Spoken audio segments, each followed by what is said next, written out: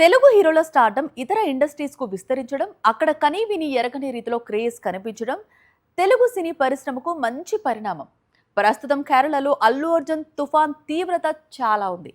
Happy అనే పాత చిత్రం ఇప్పుడు అక్కడ కొత్త రికార్డులు తిరగరాస్తోంది. ఐకాన్ స్టార్ అల్లు అర్జున్ కు కేరళలో ఉన్న క్రేజ్ మరోసారి హాట్ టాపిక్ గా మారింది. సినిమా విడుదలై దాదాపు 20 ఇయర్స్ గడిచినా కూడా హ్యాపీ రీ రిలీజ్ కు అక్కడి ఫ్యాన్స్ బ్రహ్మరథం పడుతూ ఉండడం ఇప్పుడు మాలీవుడ్ తో పాటు టాలీవుడ్ లోనూ పెద్ద ఎత్తున డిస్కషన్ కు దారితీసింది. జూన్ 11న మలయాళంలో రీ రిలీజ్ అయిన హ్యాపీ మొదటి రోజే 30 lakhs పైగా గ్రాస్ వసూళ్లు చేసి కేవలం 4 రోజుల్లోనే ₹1 కోటి మార్క్ దాటినట్లు ట్రేడ్ వర్గాలు చెప్పుకొస్తున్నాయి.